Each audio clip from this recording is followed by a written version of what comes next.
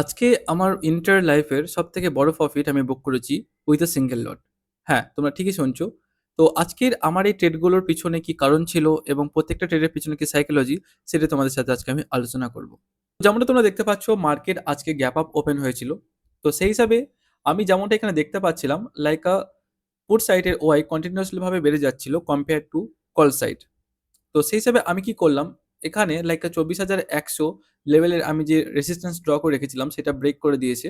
তার ফলে আমি একটা লটের সাহায্যে আমি 23,950 কল আমি এন্ট্রি নিলাম। তো সেই হিসাবে তোমরা এখানে দেখতে পাচ্ছ আমার এন্ট্রি প্রাইস ছিল 249.6। তো সেখানে আমার 10 পয়েন্ট এসএল আমি সেট করে রেখেছিলাম।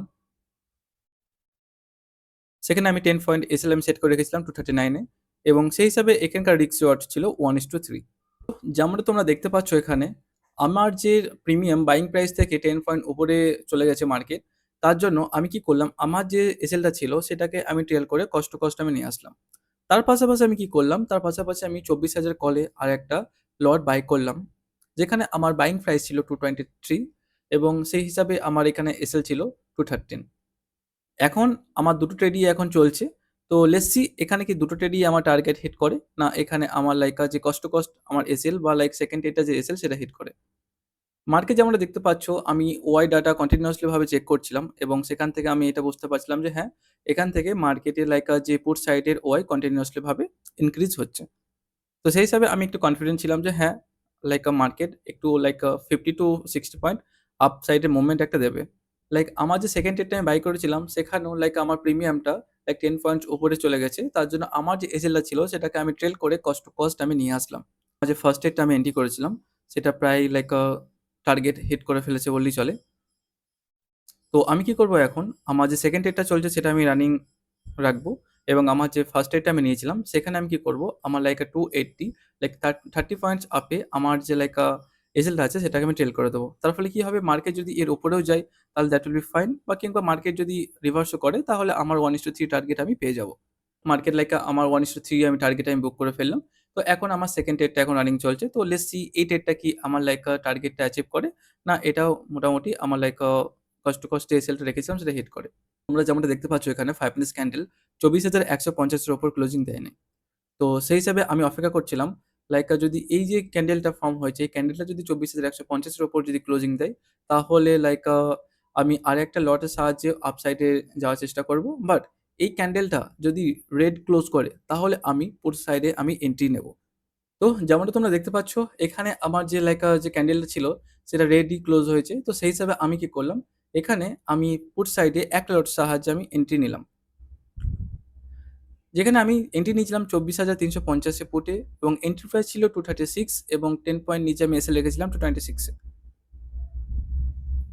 এবং এখানেও তোমার রিস্ক রিওয়ার্ড থাকবে 1:3। পাচ্ছ যে এখানে আমার বাইং প্রিমিয়ামের থেকে 10 পয়েন্ট মার্কেট উপরে আছে। তো সেই হিসাবে আমার যে এজেলটা ছিল সেটাকে আমি ট্রেল করে কষ্ট টু কস্ট আমি নিয়ে আসলাম। এবং তার পাশাপাশি আর কি করলাম, যে আমার এসএলটাকে কষ্ট কস্ট নিয়ে আসার পর আমি আরেকটা লটের সাহায্যে বাই করলাম, সেটা 24,300 ফুট, যেটা তোমার বাইং প্রাইস ছিল টু 12। তোমার বাইং প্রাইস ছিল 211, এবং আমি 10 পয়েন্ট এসএল 201 এ আমার এসএল ছিল, এবং এখানেও তোমার রিস্ক রিওয়ার্ড ছিল 1:3। আমি বাই করেছিলাম সেটা বাইং প্রাইস থেকে 10 পয়েন্ট উপরে আছে। তার জন্য আমি আমার এসএলটা কি করলাম, আমি টেল করে কষ্ট কস্ট আমি নিয়ে আসলাম।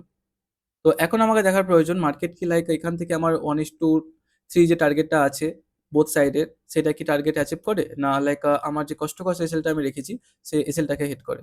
ফার্স্ট এটার প্রায় টার্গেট অ্যাচিভ হবে বললেই চলে। তো এখানে টার্গেট অ্যাচিভ হওয়ার জন্য 2 পয়েন্ট আছে। তো সেখানে আমি কি করলাম, আমার যে এসএলটা ছিল সেটা টেল করে আমি 268 মানে 30 পয়েন্ট উপরে আমি টেল করে রেখে দিলাম। তো যেমন দেখতে পাবে এখানে আমার ফাইনালি টার্গেট অ্যাচিভ হয়ে গেছে। তো সেই হিসাবে আমি কি করলাম, আমার এসএলটাকে ট্রেল করে 30 পয়েন্ট আপে আমি সেট করে রেখেছিলাম। তো সেটাকে ট্রিগার করে দিয়েছে।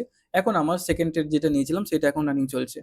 তো এখন লেটস সি যে সেকেন্ড ট্রেডটার 1:3 রিস্ক শট যেটা আমি ভেবেছিলাম, এখানে 1:2 রিস্ক শট যেটা আমি রেখেছিলাম সেটা টার্গেটটা অ্যাচিভ হয়ে গেছে। তো আমি তার হিসাবে সেই হিসাবে আমি কি করছি, একটু করে আমার যে এসএলটা আছে সেটা আমি ট্রেল করছি।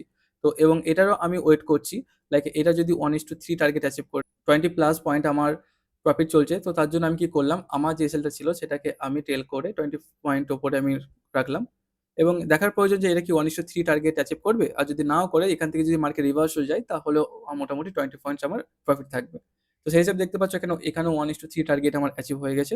তো এখানেও আমি কি করব? আমার যে সেলটা আছে ট্রিগার প্রাইস সেটাকে আমি আরেকটু টেল করে লাইক 243 তে আমি রেখে দেব। যার ফলে কি হবে? সেখানে 1:3 টার্গেট আমার বুক হবে। এরপরে যদি মার্কেট কোনো ফাইন দেয় দ্যাট উইল বি ফাইন। না দিলেও লাইক আমার 1:3 টার্গেট তো বুক হয়ে গেছে। তারপরে তোমরা দেখতে পাচ্ছ এখানে আমার লাইক দিনে দুটো ডাইরেকশনে আমি ট্রেড নিয়েছিলাম। তো দুটো ক্ষেত্রেই আমার টার্গেট অ্যাচিভ হয়েছে। তো আজকের দিনে টোটাল আমার মোর দ্যান 100 পয়েন্টস আমি ক্যাপচার করতে পেরেছি। তো তোমরা কত পয়েন্ট ক্যাপচার করেছো অবশ্যই জানিও এবং তোমরা কি স্ট্র্যাটেজি হিসাবে তোমরা ট্রেড করো সেটাও আমাকে জানাতে ভুলো না এবং দেখা হচ্ছে তোমাদের সাথে নেক্সট ভিডিওতে। এবং তোমরা যদি আমার স্ট্র্যাটেজি ব্যাপারে শিখতে চাও তাহলে অবভিয়াসলি আমাকে ফলো করে রাখতে পারো এবং আমার টেলিগ্রাম চ্যানেল যেটা জয়েন করে রাখতে পারো যেখানে আমি morning A free of cost তোমাদেরকে আমি মার্কেটে যে প্রেডিকশন সেটাকে আমি শেয়ার করে থাকি।